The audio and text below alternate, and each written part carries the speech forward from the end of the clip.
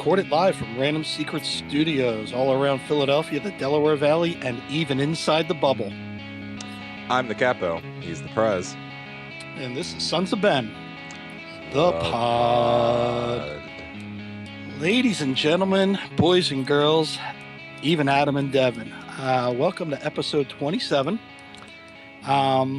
This week's guest, we probably should have pushed this back 1 week to correlate the numbers in the episodes, but it would have been really nice if you did that. Wait, you didn't tell me what athlete was number 27. You know what? Did you not get one this week? I didn't even look for it because okay. On this week's episode, Adam. Yes, sir. We've got a native of Indianapolis, alumni of the West Virginia University, the 35th pick in the 2012 MLS Super Draft. That's probably when the draft was super, not now. The Union all-time minutes leader, the man that's got 200 starts for your Philadelphia Union, someone that is Harvard educated, not that fake Matt Freese Harvard, but the real Harvard educated. Oh, damn. Leader for the Black Players for Change, as well as the only human being to never, ever get nutmegged by El Seno. We've got one Mr. Ray Gaddis as our guest. Thanks for coming on, Ray. I appreciate you guys. That is a resume. That is a resume. And luckily, El Seno doesn't listen to the pod because he'll probably be on a mission now the next training session. You know his sister. Oh, for sure. That's my guy. Yeah, that's my guy though. But no, Ray, thanks for coming on. It's a true pleasure, and again, congratulations on 200 starts. That was that's amazing in this day and age. So congratulations on that, and great game last night. The city was, at least the Philadelphia Union soccer community was on fire, and I didn't get to bed till after 2:30 just thinking about the game last night. So great game. Oh, man, we appreciate it, man. Glory be to God. Give me the opportunity to play for a wonderful organization, Philadelphia Union. I say this all the time. We got some of the greatest fans. You know, seeing the reactions, everybody staying up late night, even during the weeknight, was exceptional. You know, again, shout out to the home front. You know, everybody rooting us on back at home. We really appreciate it. It's really pushing the team going forward, especially these first two games, and establishing ourselves in around the 16. We just want to make everybody proud back home.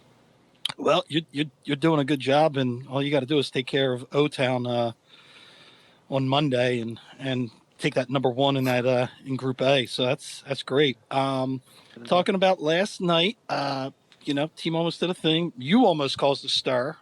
You know, I know other pods have always asked you about it, so we won't go too much on when the goals coming. But I think this season you're going to have more goals than Chicharito. Hey, next subject. The only question was I was just wanting to know, was that a shot or was that a cross last night?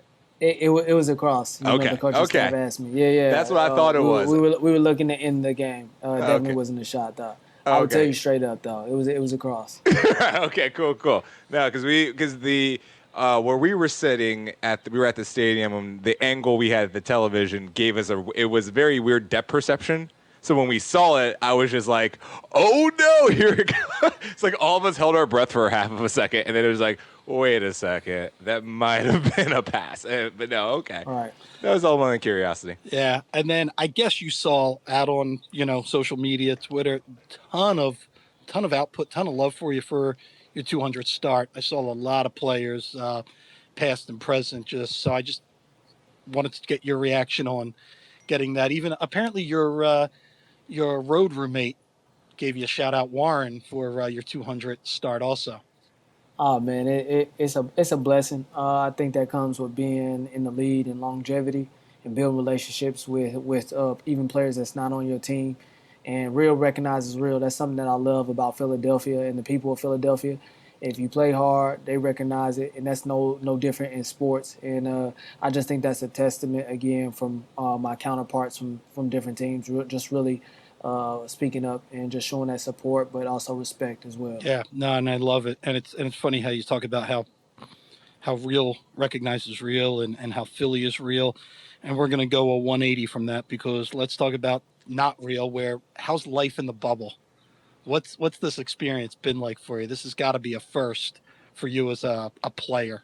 Oh man, it's way different, man. Like I said, like mealtime, you leave the room, you stay in your room, you do your best. It's different. It's different. Like your teammate is your family, essentially. Ain't no real conversating with a whole bunch of other teams. You know what I mean? Just to stay safe. We touched on the COVID presence, and that's no slight to no other team. But you want to do everything to ensure that you're doing the best you can for your team. But it's just a different atmosphere. This being a 25th year of soccer in MLS, I mean, this is something that everybody always remember. The times are different. We playing a 9 a.m. game, 10:30 a.m. p.m. game. Never played professionally at these times. The heat is different. Everything's just different about this particular tournament, and there's still a lot on the line. So it's different in the bubble. You know what I mean? You gotta make sure your activities are right in your room. I should have brought a puzzle or something like that to really pass the time. But I got a couple books, so I'm good. In this podcast, so Sons of Ben podcast, I'm happy to be on there. Shameless plug. You feel Oh, me? yeah. There, we accept all types of plugs, shameful or not. That's fine. You're good. If you get that board down there, we'll have you every week. Don't worry about it. All you have to do is We'll, ask. we'll send some puzzles. We'll just have to get them disinfected on their way in, but we'll send some puzzles. Oh, for sure. Look, I got some. I got something for y'all. Hold on. Oh, please. We got the disinfectant on site. We do what we can in here in the Yes. bubble. Just the So biggest can of Lysol. I love hey, this. Yes. we do what we That thing's can. worth like three No, hundred dollars on the black market right now. Hey man, You you can't gotta do afford solid. what you it. gotta do. That- Once you That's leave the solid room, you gold. Lysol yourself down. When you come back, you gotta quarantine I'm a again. big I hand just remember sanitizer and peroxide person. I'm like, For sure, got that on deck in the bathroom. it's like the Fresh Prince of Bel Air's opening scene, but instead of like spray paint, he's actually just spraying himself with Lysol the whole time under his arms. He's just like, look, Hey, man, I gotta get this done. It's all good. it's Orlando, man. You gotta disinfect it. And that was before COVID. You had to keep it clean in Orlando. Oh man, for Disney's sure. a very clean place. I don't know what you're talking about. In fact, you should probably know that better than most people, Matthew. Disney is very clean, but outside, no, no. But Oh, beautiful Orlando. so other things in the news, But I wanted to talk to you. We said in the intro that you're one of the leaders of the Black Players for Change. Which one thing I'd love for you to clarify, was it first the Black Players Coalition, and then it evolved, hmm or was that just ESPN or Yeah, someone yeah. messing it up? No, no, no, no, no, no. It definitely evolved. There's been a newly formed partnership with the Black Players Coalition with former and present NFL players, but we wanted to have a single, our own entity, even though we're within the same group. So we've banded together collectively to try to reform some various initiatives in present day America that we feel that are important to advancing the pathways of new liberties for certain people in this life. And can you just give our members and listeners just a little bit of background how you got involved and how it just kind of just evolved during this time? Oh, for sure, for sure. I mean, I think a lot of black players, especially in MLS, were feeling the same sentiments, especially after seeing another death at the hands of the police who are supposed to protect and service.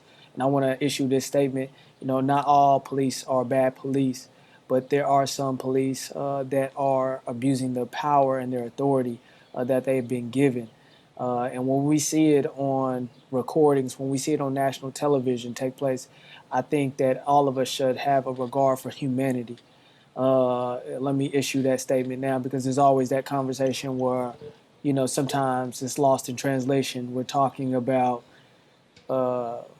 or dissing the police, and I'm not saying that because we need the police. I'm saying that on record, even on this podcast. But it came together with a group of guys seeing the narrative play out continuously, and we were all feeling the same sentiments about how there needs to be justice for the injustice that is going on at the hands of black people. and we just collectively got together and we thought, well, what we can do, what can we do, and use our platform to create change. And one of those initiatives also is to create cross-cultural diversity in education. You know, sometimes just having the conversation with your counterpart who doesn't look like you, this is a part of a core pillar within the Black Players for Change, to educate them and for you to educate us on why you may think the way you do or your background is different, but to try to come together to have an understanding of how we can have a solution to very real problems. And I know it looks very different for me because a lot of my realities aren't the experiences of my counterparts.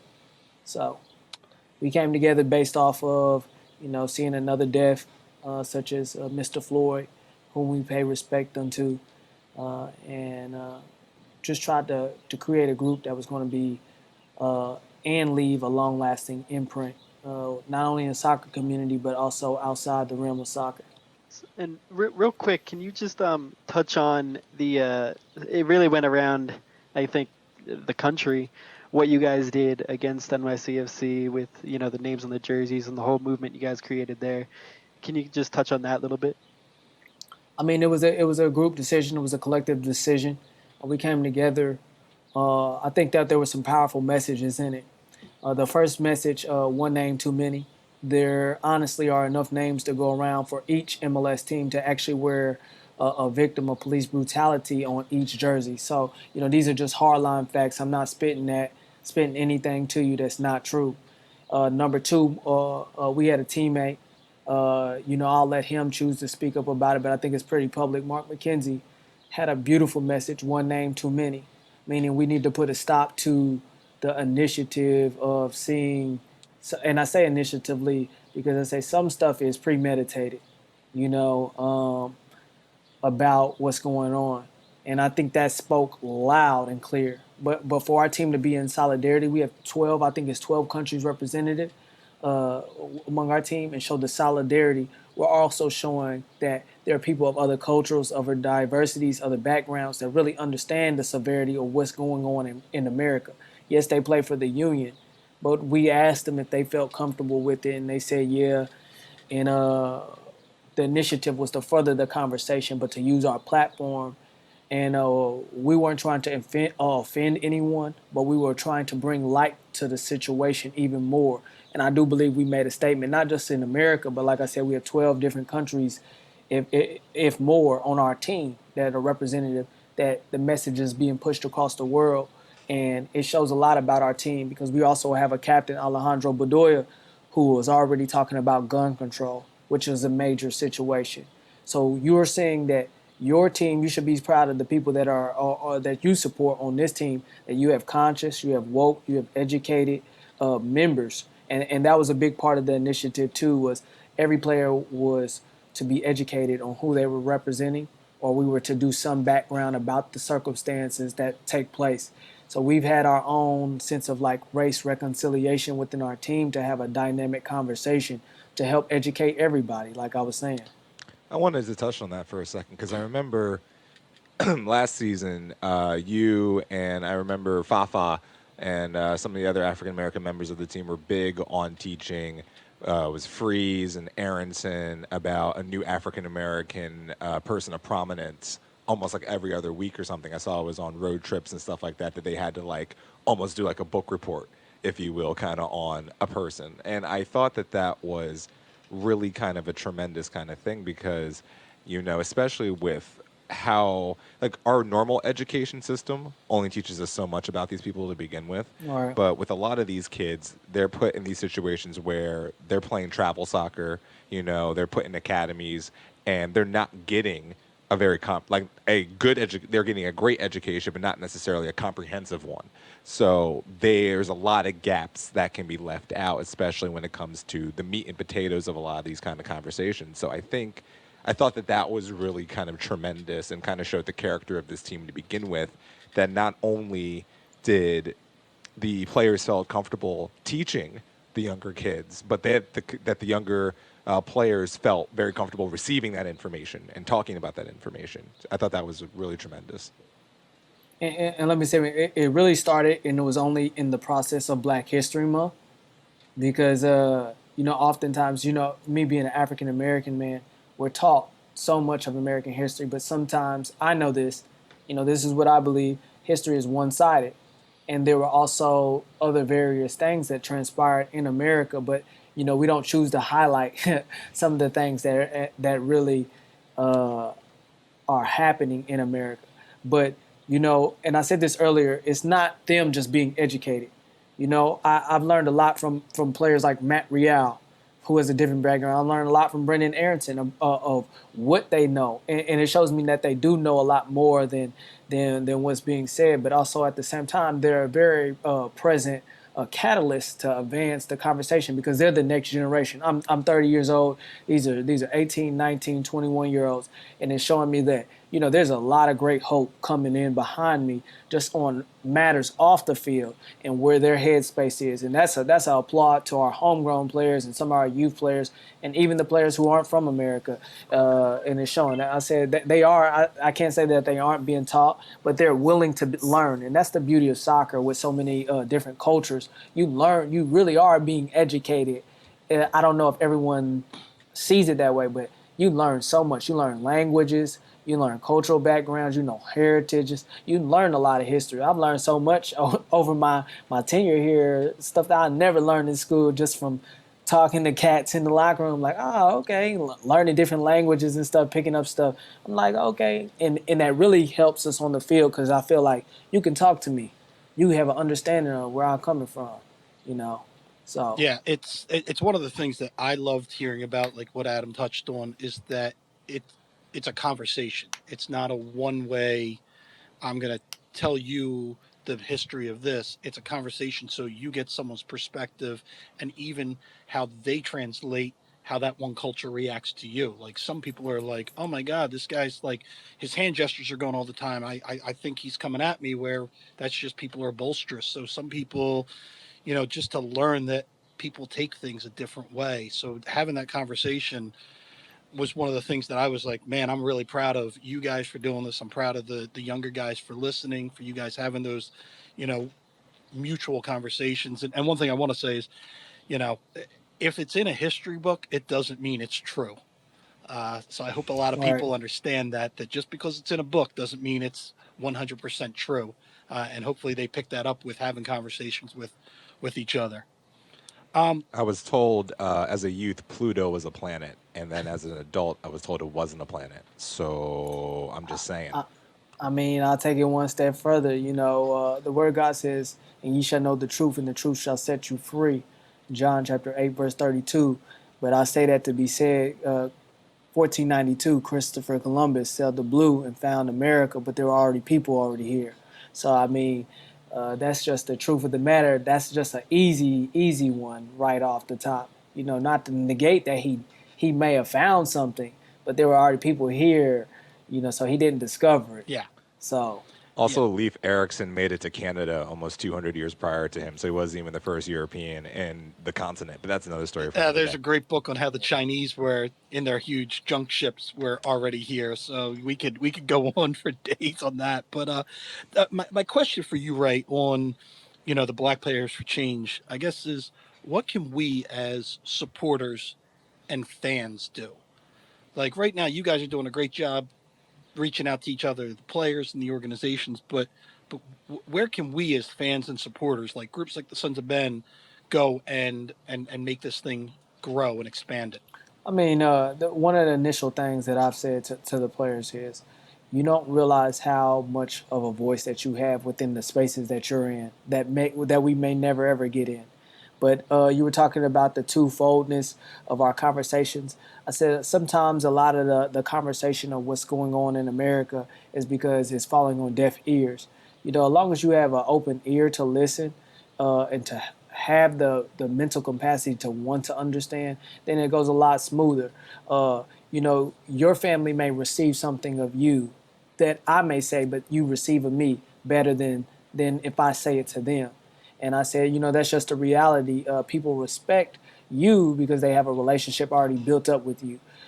Educating yourself, Just like I said, it's a two-way. It's always a two-way street for me, because I said I've learned a lot from different counterparts who don't look like me in this process, and I said, but I've had an open ear to hear where they're coming from. So anytime you can educate somebody in a space that we could never reach, you're helping better the situation. This is just an easy one-off. I'm not talking about any financial giving. I'm not talking about any, trying to make a impactful stance. And I tell people all the time, just because you see people doing activism is merely more than marching and protesting and speaking out. But if you're having these conversations in small spaces, your homes, your friends, calling people out on various microaggressions to curb what's going on, or allowing them to have a better thought process about, this is why this person, like we're talking about reaction.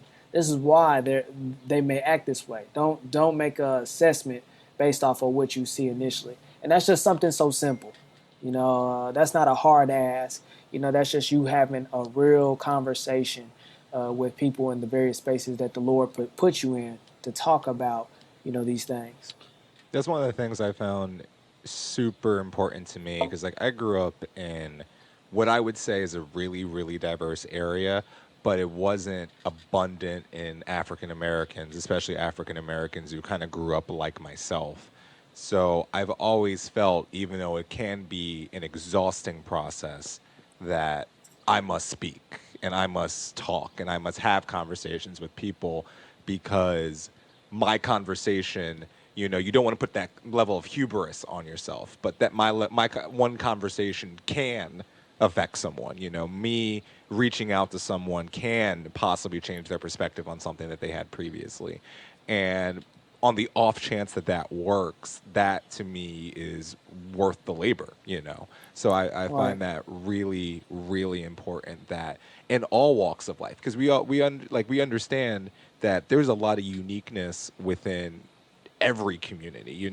People talk about the black community. The black community in America is 37 million people.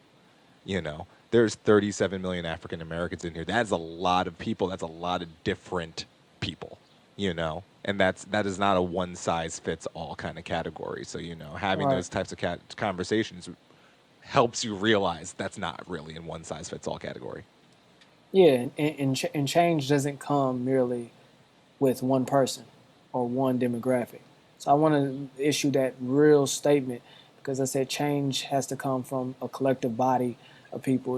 I was marching in Indianapolis for reform for excessive use, and also to mandate. Indianapolis is the largest metropolitan city that doesn't mandate body cams. So there's no evidence. So I mean, it's not a hard ass. This has nothing again to do with maybe the police officer, but we would like more footage of the things that happen. Indianapolis should not be in the same conversation with the likes of a New York City, a Chicago, a Dallas for fatal shootings. I'm giving you the stats for the size of the city, and what you're saying is so true. And I said the one thing that I'm getting to is it was a rainbow coalition of people that were helping evoke change, because change doesn't often come through one type of person. But I've seen the voices of so many people march arm in arm with me to really get this bill to be passed through legislation, or to even be presented, because it hasn't been passed yet. But I said change comes from a collective body of people, not just one demographic. So I want to say that. Yeah, no, can't agree more. And I try to have those conversations with my friends where you know they're like, "What do we do?" I go, "You have to use your what is called white privilege to help people making these changes to have those asks. That there are things that don't affect my 9 to 5 day, but they affect other people in the same country I live in, and that if my voice can help get the wheels rolling, then it is part of our duty as citizens to make that happen or to lend your help. I wanted to ask you about these. I don't know if you can see. We recently Yeah. talked to your buddy Oscar about these, and he said you were one of the guys that was all about when he saw the design for the shin guards that I guess every MLS player is wearing at the tournament right now. A big body of players are wearing it. I think it unites people. It's a simple gesture to unite people. It shows solidarity too across the league. Like I said, we're one team, but when you see people doing like this, as you can see, it has the different shades of pigmentation of people on there. But it's not just for one collective group. And I think it was a smart gesture to show this is something that we all need on the field, but it shows our solidarity in Major League Soccer to show that the people are aware, the players that do wear it, and they support what's going on right now. So for me, I mean, it was a huge thing. I thought it was a brilliant idea.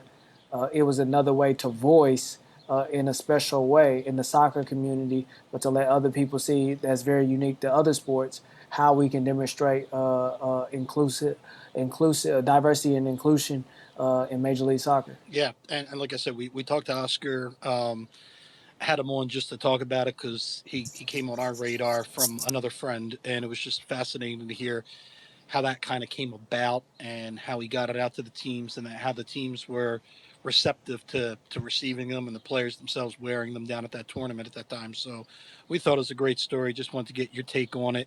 How close are you to dinner time? You have to go soon or? Yeah, I have to go now. Yeah, But it's about I actually have a pair right here too to touch on what I was saying. I got my own pair right here. I've been Wow. wearing in the game, and I said it really has a unique message. And I want to, again, another shout. I want to shout out to Mitchell and Ness first and foremost, but also I said enough is enough. It has some very simple messages on there. You know, taking a knee on racism. It shows a unified front, and it's just very simple. Like I said, a message isn't too much that's overwhelming for you to get. I mean, racism is racism. Call it out when you see it. So that's that. Yeah, well, Ray, thank you so much for coming on. When we get back, well, good luck on Monday, of course. We're all going to be up 8 o'clock waiting for it. So congratulations on 200, and we're looking forward to seeing when you get back here. Oh man, we appreciate it, man. Thank you guys for having me. I love the Sons of Ben. You guys have been an integral part of my career. All the chants, all the love, the banter. Even from far away, we can still feel your presence down here in Florida. So we thank you guys for staying up in the late night. We are pulling for you and praying thank for you, you man. guys. Stay safe down there and make sure you keep washing your hands. For sure. Appreciate Thank you, you Ray. guys. Thank you, man. Thanks, Ray. All Thank right. you. All right. Well, hey, we wanted to thank Ray again. He is off to team dinner to have dinner with the boys and to further celebrate that big win over Mr. Beckham and his cronies, and of course the referee. So man, they were battling like 12 or 13 people on that field. But wanted to thank Ray for that. Real quick, remember Beer the Pod. We got yards, we got 2SP, we got the Larimer. So support those guys that support us. I think I got a yards, Adam's got a yards, and Devin's drinking a diet tab or something. I don't know. I Tab? got the old water. No, pause. Tab? Yeah, that's a Why don't we throwback. just call it RC Cola? Like, what are we doing I've here? been looking for the RC Cola, man. I don't know. But Tab? SOB News. Adam, we've got viewing Yeah. parties. So Monday we'll get it Yes. out there, but I know the Larimer's going to do something. I'm sure the stadium, Kildare's in Westchester, and we'll find out if any more. Check Sons of Ben social media. We'll let you know who's having viewing parties. If you own a business and you want to do a viewing party for Monday, just reach out to us. You can get my info on the sonsofben.com, and we'll be happy to promote it. Drunken Union Zoom Friday, and I think both of you guys missed last Friday. Do I you did. I do you did. know who came on? I heard Jimothy. Yeah, Mr. Jim came friend of on the to pod. drop some knowledge, and it was interesting. Is this the best time for me to drop the fake Jim Curtin quote, Devin? Oh, please. I mean, we got to do it. It's a segment at Now this I'm point. gonna let you guys choose because I prepared two fake Jim Curtin quotes. Of course you did. There's Oh, one about Miami and Orlando, or one about Ray Gaddis. give me the Miami Orlando. Yeah. I don't even want to know what that Yeah, was. I'm concerned about the other quote, so let's just do the Miami Yeah, one. so Jim was asked after the win last night about Miami, what does he expect after that win and what's going to happen with Orlando. And Jim basically just said, well, after we beat Orlando, that means we own the state of Florida. So as soon as the tournament's over, they're going to cut the top of Florida off and push that white trash right down in the Caribbean, he said. So that's what Jim said about beating Miami and Orlando, that the Union will then own all of Florida. So I'm see you later, actually really Florida. happy. I'm happy we didn't go with the Ray Gaddis quote. Can't even Yes. imagine what that one would As have am been. I. Classic. No, but You're here's the curious thing. though, and aren't you? it's ever so gently, but not enough. The thing that I find fascinating though is like I think it was whatever paper is out of Fort Lauderdale. Orlando City took out a half-page ad in said paper that just said Florida is purple, and I just sat there and thought to myself, that doesn't really slap the way you think that slaps. Like, Florida is purple. Like, I mean, look, I like the color purple. Big fan. Also, big fan of the play, The Color Whoopee, Purple. yeah. But here's Oprah. the thing. I'm okay with that, but screaming Florida is purple is not really cool. I'm not gonna lie. It just kind of doesn't slap that way. And here's what's gonna be real fun when Miami wins a game when they say Florida is pink. Well, all I got And to say about that is whoever came up with that Orlando campaign is probably the same marketing genius that came up with MLS is back or the Dallas Burn. It just goes, that's par for the course for MLS marketing, you know? the Dallas Burn was such a great, terrible idea that I honestly want to bring it back. Everything that the 90s was is now gold again. So bring back the Dallas Burn. Yeah. But put them someplace else. Make them the Las Vegas Burn. Now- That would work very well. Okay, but you have the Dallas Fuel. Is that not First, the same thing? shout like, out. Like it's so close. Dallas Fuel is yeah, but the Burn it's an STD joke. Devin, it's an STD joke. Okay. I'm not hip with the times. I'm sorry. No, it's a joke about getting burned. Get it? Gotcha. Yeah, okay. Gotcha. Okay. I'm glad we had the. So, Yeah, but the fuel also good name. speaking of other things that Devin is hip to, Devin, I think you have some Sons of Ben Discord Ripcord news. Yes. Oh, it's on today. You're getting all the Discord news today. Adam has finally joined the Discord. That is the news of the week here. Come on. He's on. He's in there. But the bigger news, so over the course of the MLS is Back tournament, we're going to be doing a little predictions challenge thing here. You can throw your predictions over in one of the Discord channels, and we're going to tally up some scores, and whoever wins at the end of the tournament gets a piece of Union, a Union prize of their choice. And then if we're also going to do it for the rest of the regular season, if that ever happens, and then you all get a bigger Union prize of their choice. Devin. So, Devin. yes, I hear you. Is this gambling? No, it's not gambling. But if you want gambling, we can make Is that. this happen. why you asked for the keys to the merch shed from the Sons of Ben? Are these where these prizes are coming from? We have a merch shed? Yeah. Wait, you found out I took Yeah. the keys? Ah, shit. First off, I just thought we had a trailer that occasionally gets broken into in the middle of a parking lot. We have a merch shed. I Well, want to it's see a trailer. this. It's a sea container, but you know. Well, anyway, if you want to join the Discord, there is a pinned thing on the top of the Twitter with the link in it. Go join it. Get in there. We actually had a great time for the Miami game. Just talking in there. There was a bunch of guys in there. We were just reacting to the game, and it was a lot of fun in there. Literally, So- Jared speaking in the Discord as we were doing this podcast. Like my Apple Watch went off, and all I see is Jared's freaking giant ass thing. I'm like, okay, cool. The Discord is popping. One last thing of MLS Union news, and then it is Yeah. a question purely for Adam. So apparently, DeMarcus Beasley called your boy Brendan Aronson silky in a tweet. Does this now change sexy season to silky season, and should we start printing the T-shirts? First off, no. Silky is now Brendan Aronson's nickname, and we're going to do whatever we please with that nickname, with chants and T-shirts and whatever.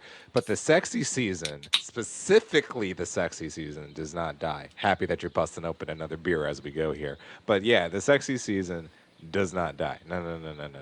Because that's the whole season. And let me tell you, the last 2 games, very sexy. Very sexy. That counterattack, mucho sexy. They were sweaty too. They were sweaty. Very sweaty. Oh, like so here's the thing, and I had a couple of people question like why were you doing this at 9 and then 8 and then 10, and I'm just like, so you've been to Florida in summer, right? Yeah.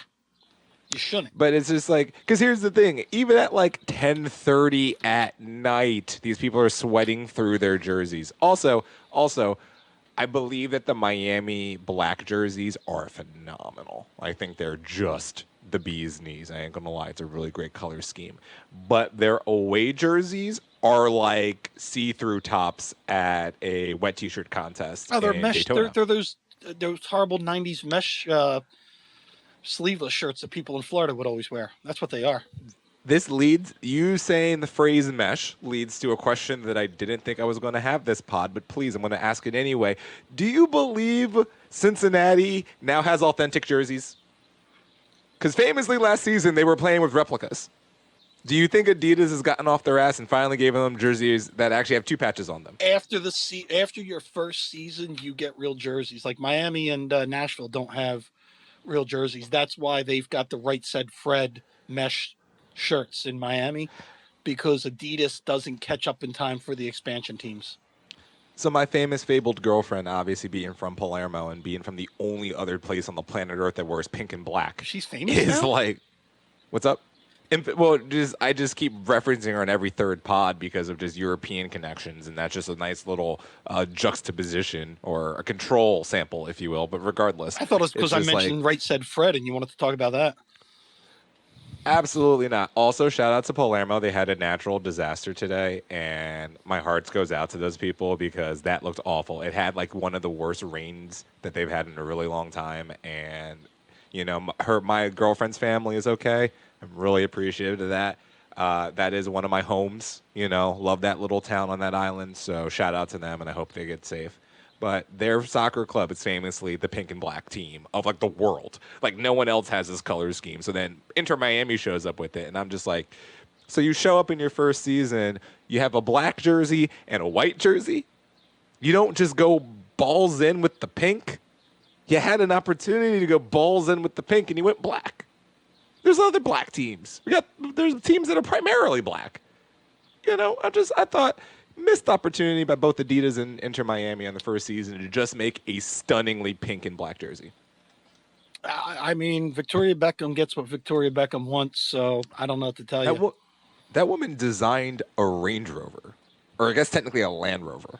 But like that's how much street cred Posh Spice still has in the greater United Kingdom, is they're allowing her to make cars. It's probably the girl SUV, but anyhow.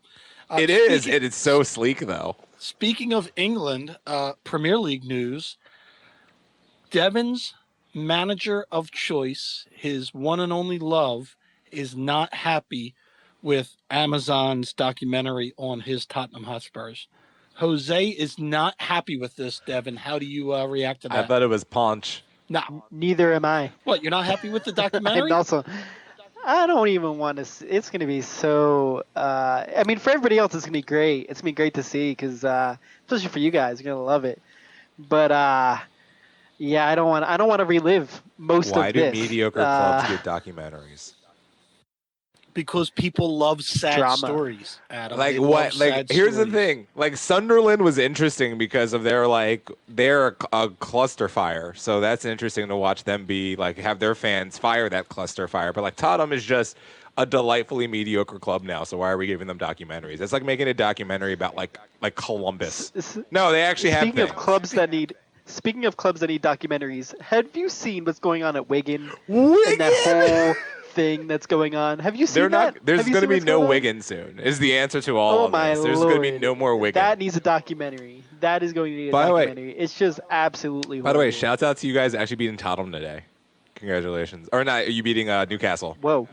There you go. Congratulations on that. What are you now? Thank you. 7th? We got 7th, and with Manchester City not being banned, You're our European hopes are now gone. pretty much. So you're just making Gone, Europa gone. at your best bet. That might be a stretch, so we'll see. Man, what are you gonna do? You're gonna have so much free time on your hands.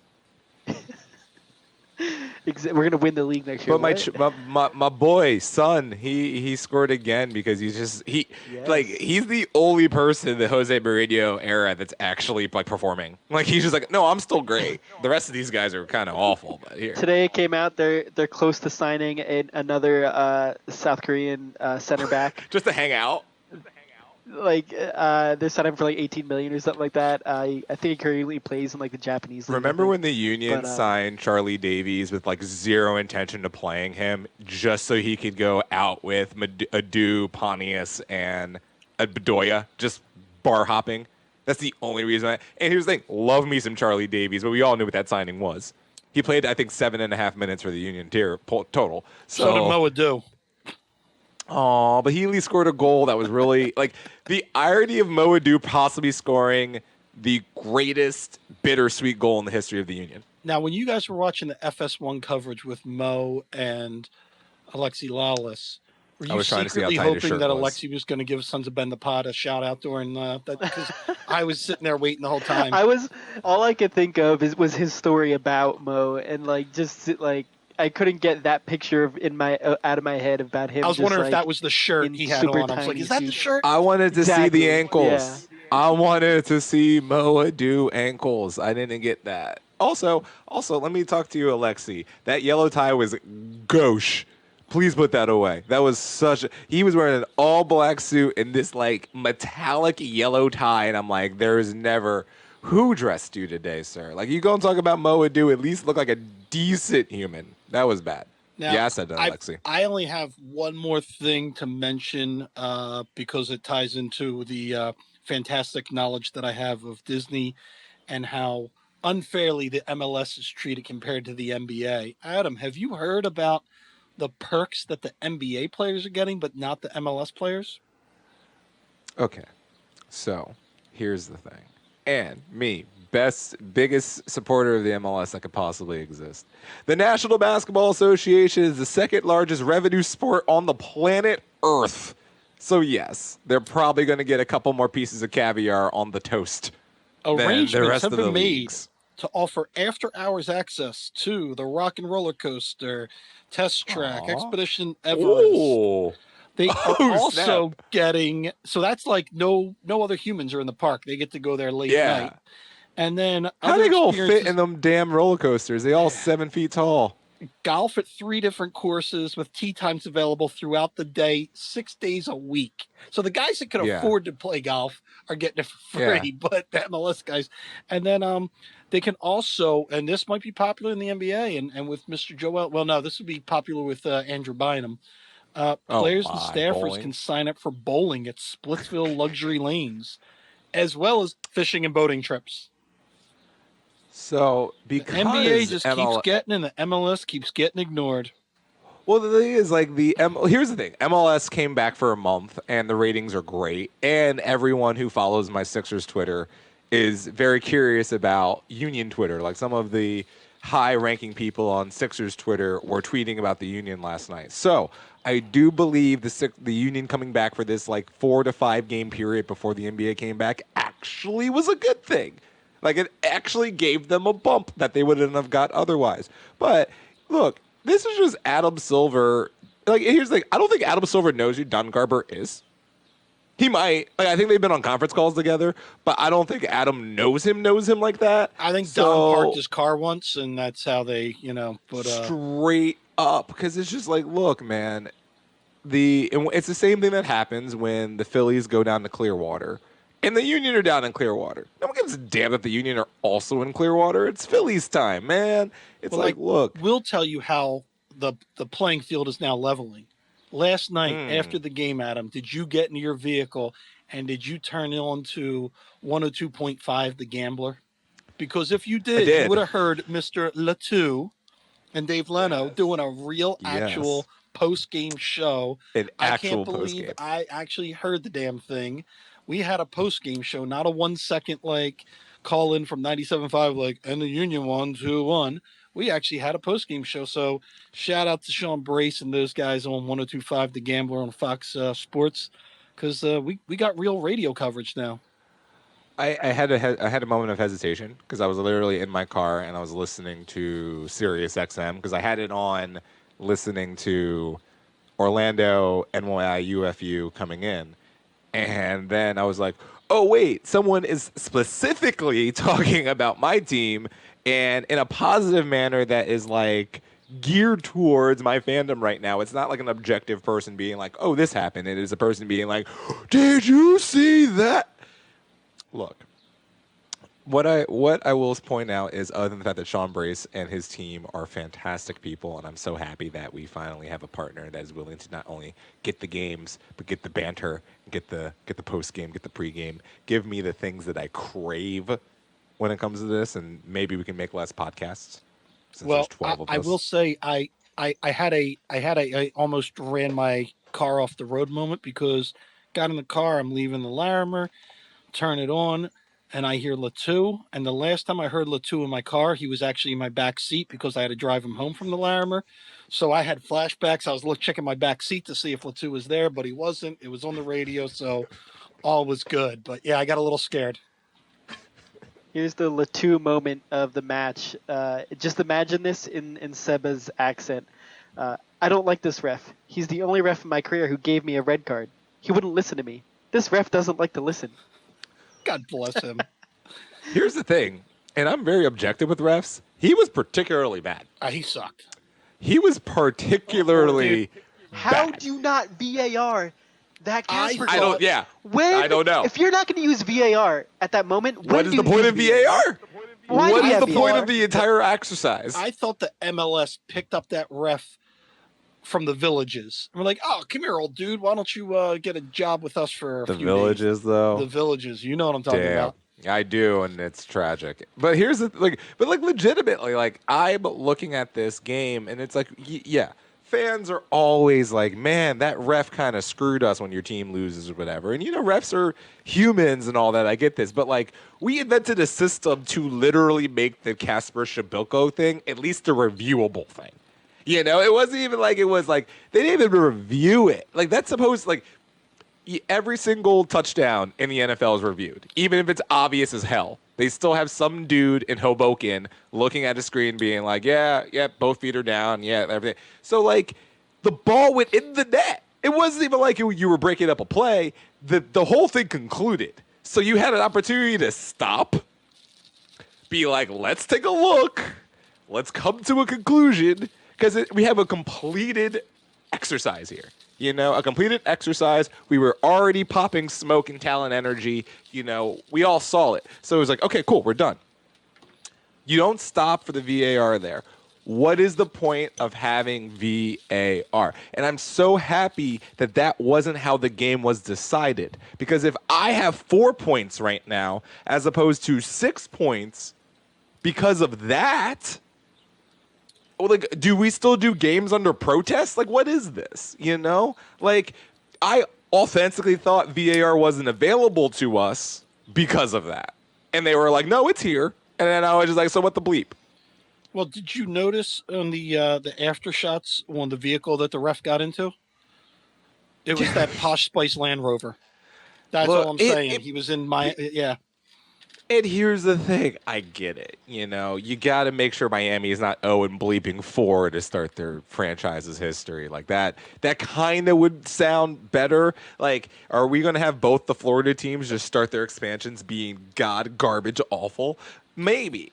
But it's just like, and even the Telemundo refs last night, and I'm sure it wasn't, I know it's not Telemundo anymore, but damned if I'm going to call it anything else. Well, it's Univision, but it's whatever that expanded to, yeah. Okay, is that still NBC? I don't even know. It was on Twitter, I think. Anyway, TUDN. Sure. My apologies to my Latino brethren. I just forgot what your channels were. My apologies. BET is still there, by the way. Anyway, so we're talking about the fact that they were so obviously like, hey, Miami, do you want to do this thing?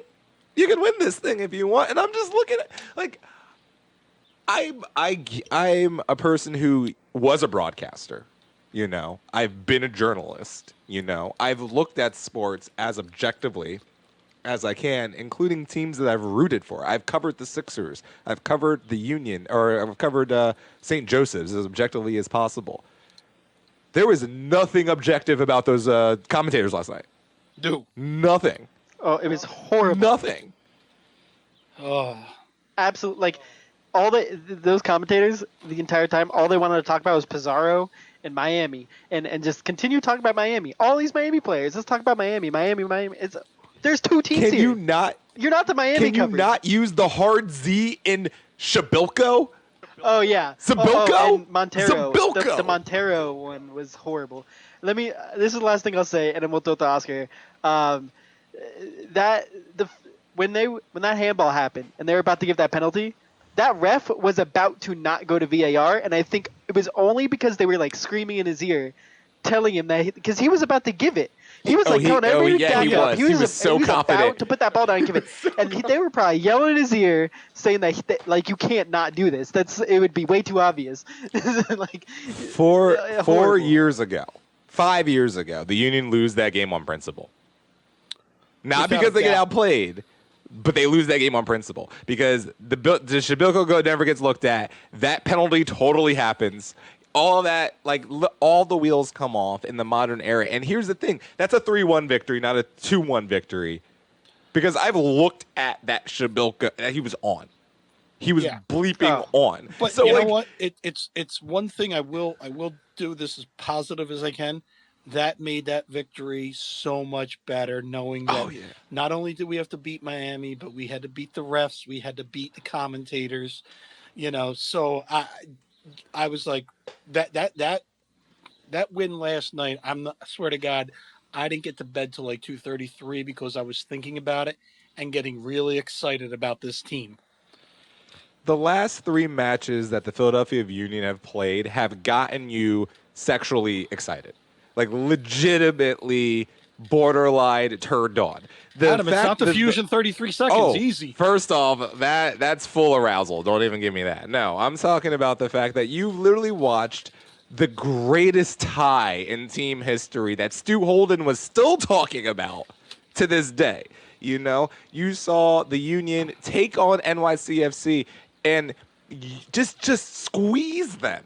Just squeeze the life out of that team, which might be terrible, by the way. New York City Football Club might be awful. NYUFU, you mean, but that's okay. They might be actually really bad at soccer because you've only scored 1 goal in 4 games. At baseball. They can't be good at 2 sports. They're not Bo Jackson. Look, are we going to really just expose the fact that without that field, New York City Football Club is mediocre? Yeah. Okay, there we go. Because I think we did. I think we just realized that the baseball field is so integral into them being halfway decent of a club. Look, man, the Union came out even last night in the circumstances of who the hell plays a 10:30 game. Ray Gaddis said it himself. Like, he's played at 10:30 Eastern, but that meant he was on 7:30 West Coast time. He's never played a game that ended at freaking midnight. You're after midnight, Like, halftime, I think it was 11:30 at half? This thing is bizarre as hell. But the Union came in, got all their points, move on to the next round. And if they have the audacity to just go beat Orlando real quick, that'll be just the statement of intent that I told you was going to happen in the first place. Who told you these wins were coming? Who said when the Union were going to do this that these wins were going to come? This boy right here said that. And that's because this is a statement of intent. And it's not just us that notice it, man. You look on Twitter right now, people are looking at the Philadelphia Union, man. There's eyes on this team where we get neglected in this league all the time. And now people are just like, this is they're not on any of the previews and stuff in the sizzle reels for ESPN and all that, but now they got to talk about them. So I just, I'm loving the team. I'm loving the guys on the team. I'm loving the character. I'm loving the coach. I'm just right now, just keep riding this, guys. I don't care what people say about this tournament. It's still hardware. We want the hardware. Bring it home. Keep getting W's for the regular season.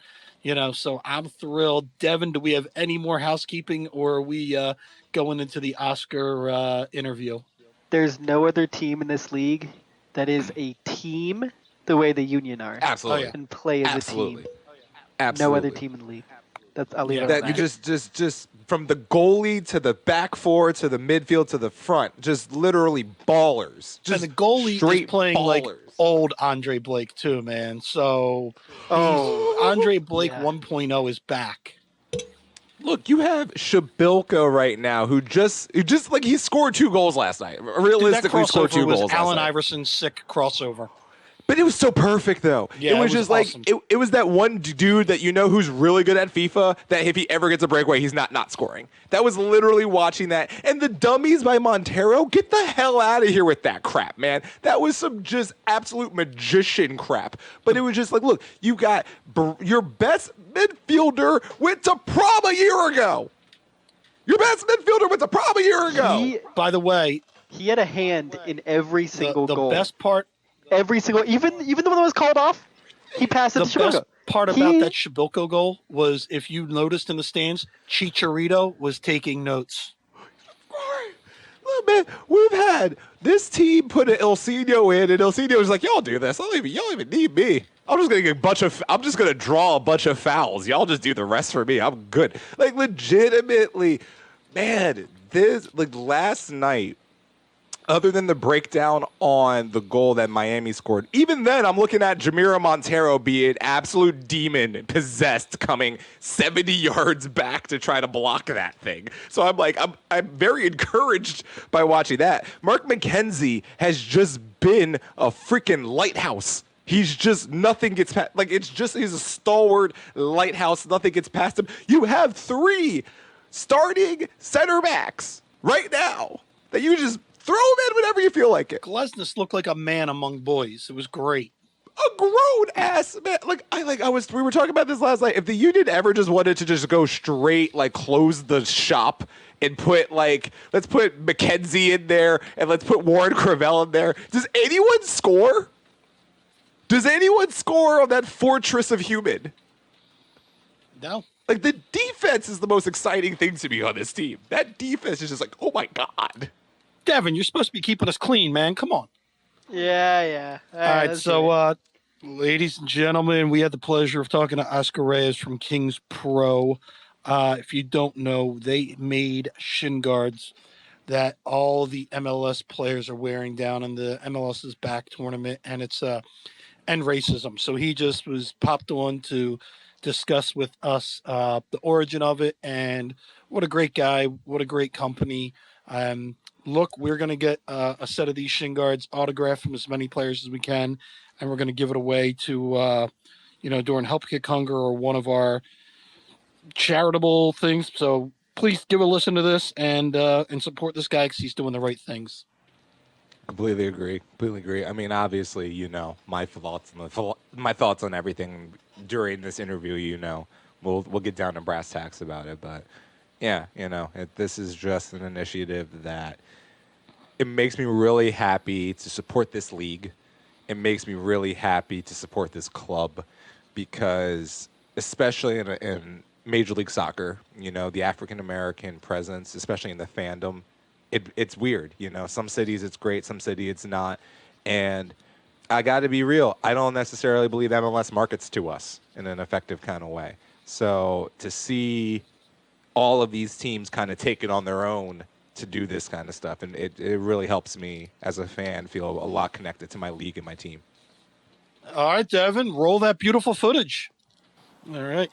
Everybody, we have got a very special guest as part of this special guest pod, which is going to be producer Devin's greatest test and feat ever as an editor. But we've got Oscar Reyes, the founder, CEO, owner of Kings Pro, and he's here to talk to us about something that is near and dear to Ray Gaddis' heart and the other players. He's the creator of the End Racism shin guards that each player is wearing down in the MLS's back tournament. So we just want to give Oscar some time to tell the story of how this all happened. So Oscar, welcome to the East Coast and Sons of Ben the Pod. Thank you, Matt, and thank you, Adam, and thank you, Devin, first and foremost for being here. It's a pleasure. And yeah, I mean, Kings Pro started in 2015, but I could take it back to when I was 10 years old and I actually started writing on my shin guards with a Sharpie. And it was more so something motivational for me, my own mental strengthening as a player. Fast forward, I'm being recruited by the U.S. national team. I eventually end up at UCLA, where I played for 4 years. And after my time at UCLA, I was in Europe, and I had this huge mastermind plan of creating this company where we give the players of all levels the ability to customize their shin guards. So we started customizing shin guards in 2015 as a company, and that's when Kings Pro was founded. Now, these specific end racism shin guards actually started because our great friend Miguel Ibarra, who plays for Seattle Sounders, he's actually playing also in the MLS tournament now. We actually were working on a project that was the Mamba project, and if you can see, I'm in my home office right now, and you see this pattern in the back. It's a Mamba pattern, and those actually were a project that we were working on with Miguel Ibarra because he was very touched by Kobe himself. So these have not come out yet. These were supposed to come out during these times, but obviously we have a global pandemic and we actually had to shut down production for some time. So these were on hold. Now, when this whole stuff surfaced of George Floyd and the next days and the next days, and then there was, protest and all this stuff that was going on, my buddy Miguel reached back out to me and he was like, bro, we need to put these Mamba ones on hold and we need to make some end racism shin guards. And I was like, say less, let's throw up a design. And he was like, look, we have the MLS just announced like 4 weeks that we're going to have a tournament. So let's see if we can turn him around during that time. And obviously we made it happen. And I actually sent him a pair before they ever even came out. And he posted them. And immediately Philadelphia Union, New York Red Bulls, New England Revolution, and Seattle Sounders, obviously their whole team, wanted to wear these. So we made it happen. We got those ready, shipped those out. We've been actually taking care of Philadelphia players for several years now. And so Brandon Comiskey, who's one of the equipment managers, he's the main equipment manager actually there. We have a great relationship, and obviously we took care of the team, man. So they're all happy, and Ray Gaddis is the man to talk about those shin guards. He's very fond of the shin guards, and I'll let him talk about them. No, that's awesome. And you mentioned two favorites of ours between Ray and Brandon.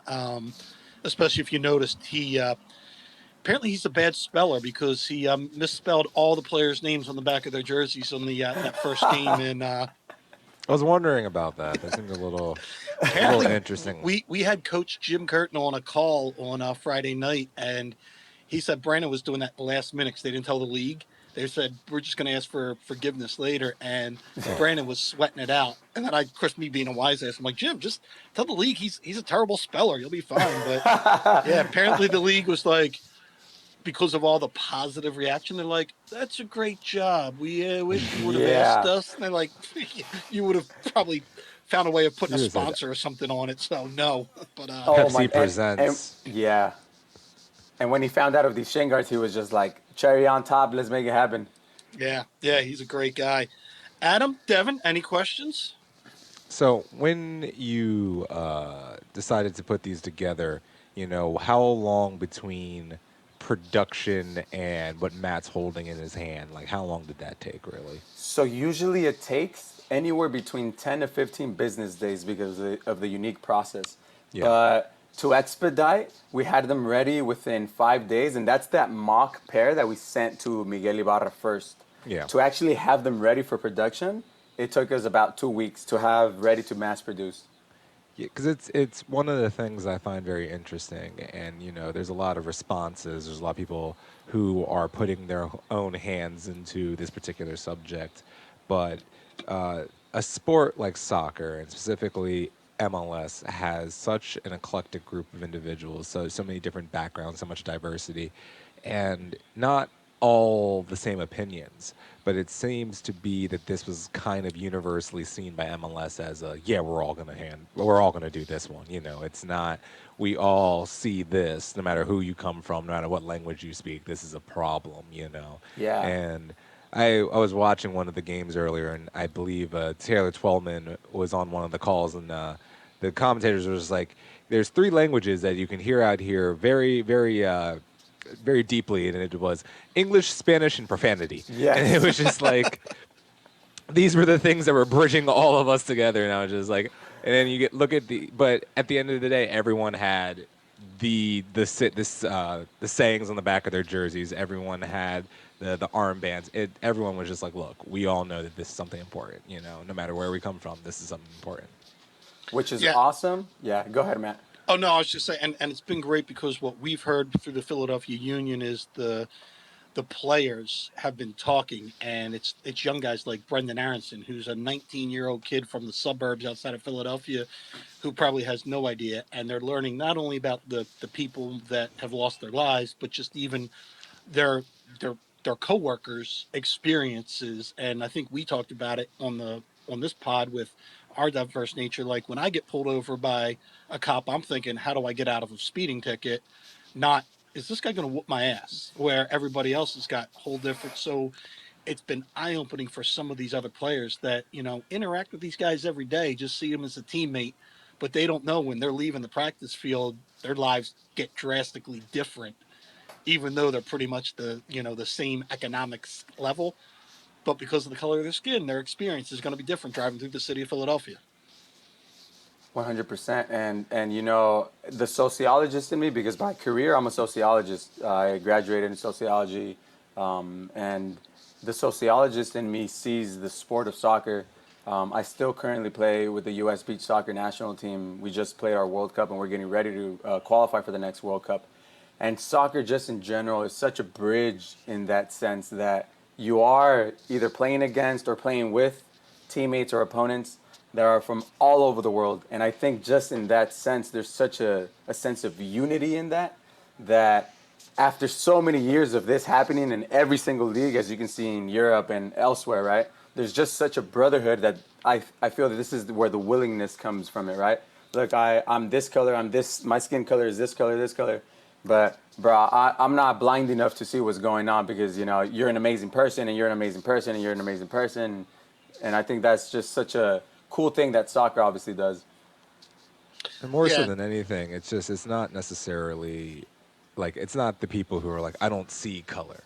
It's like no. We all vividly see Yeah. the differences that make up all of us in this, especially in this sport. It's like all of us have different things that we're bringing to the table. So it's not like we recognize the differences and those are okay. It's not that we're ignoring them. It's Yeah. embracing the things that separate us more than anything.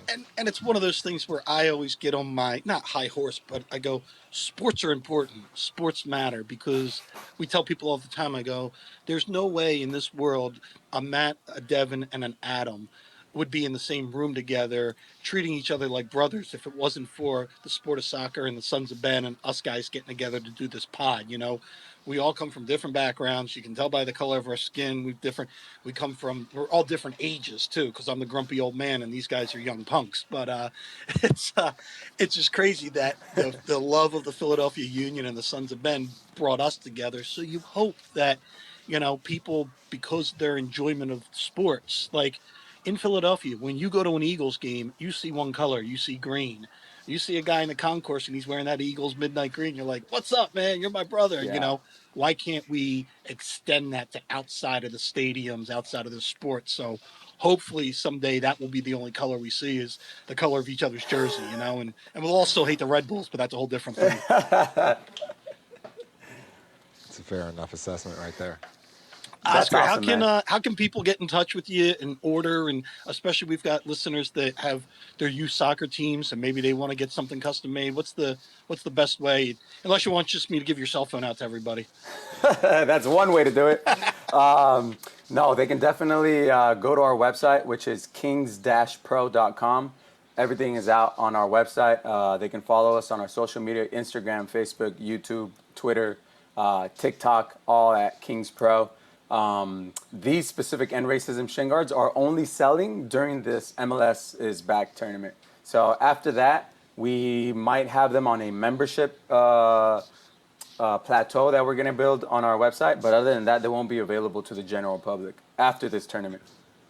That's Got to hop on them now. Yeah, Now. get on them now. Get on Get them now on 'em. and watch the players. And then if you don't hop on them, I'm going to let you know. Oscar did send us a couple pairs for us, so we're going to have some of our guests sign it, and we're going to auction them off for some of the charity work that we do at the end of the year for the Sons of Ben. So you might be able to win a pair if you bid on them. I just Very assumed, cool. I just assumed my signature was going to be good enough for them. You have to put other people's on there? Yeah, other people. Yeah. Oh, all right, I guess. I mean, if you want to do a little overkill. I Oscar, guess. thanks so much, man. We appreciate it. Hey, I appreciate you guys. Thank you guys for letting me be here, man. Of course. thanks of for coming course. on. Thank you. Well, Adam, Devin, that was episode 27. I personally want to Episode- thank. I was going to say it was episode former player Malcolm Jenkins. See? No. Okay, Maybe well- Quentin McKell? Quentin Michael? Yeah, it's Quentin. It was Quentin McKell. Quentin Michael, but anyhow. Wanted to thank Ray, of course, for coming on, for giving us a little peek inside the bubble. Want to thank Oscar for coming on, telling us about Kings Pro. Want to thank you guys. Want to thank everybody that's been listening to us from 27. And next week will be episode 28, the Ray Gaddis edition. Oh, no, we just did that. The irony is palpable. Adam, why don't you tell everybody what they should be doing? Hey guys, it's Adam. Hi, how you doing? So if you enjoyed this little listening experience that you just had, a little Ray Gaddis, a little Oscar Reyes, a little Adam Booth, and also Devin. Well, also Matt was here too. Hey, if you enjoyed all of this fun stuff, you should probably subscribe to the podcast, because I mean we keep doing this every damn week, even if there's soccer or not soccer. But now there's we're not soccer. going away. Yeah, there's soccer Give now. in. So like, 2 dubs this week. Who's hype? I am. I'm sad we got to wait a week for this, but it's all good. Another pod will be out by then. Anyway, like and subscribe. Do that thing with the 5-star. Make some comments, preferably good ones. But I mean, if they're bad, it's fine. The algorithm catches them regardless. So like and subscribe, 5 stars. And hey, check out our brothers over at the various other podcasts that we've done work with. Kevin over there. We got the guys at Posts and Pints for the Red Bulls up there. And eventually we're going to hang out with the Cooligans, I'm sure, and figure out how they feel about their trash football club. And go from there. See, if you're gonna do this, you gotta do it the right way. You gotta shout out Todd from the free Oh. kick. You gotta shout out the guys from Views from the Bridge. You gotta shout out the guys from Duke by the River. You gotta shout out the guys from All What Three about Doopy Points. Brothers? There's a lot of them. You mean our competitors? Doopy Brothers, one of my favorites. There's What a lot about of that them. kid? What do you mean, the competition? There's What do you- also what? I am Kendrick Lamar here. I'm trying to murder all these people. What do you mean? I'm trying to be the number one on the mountaintop. No, actually, shout out to Todd too, because I miss Todd. I Everybody, just want to talk check to him. everybody out in Union Pod history out there, including our boy Sean Brace and Joe Tanzi. Yeah, you guys forgot some. And The Gambler. Let's go. everybody, stay safe out there and wash your hands.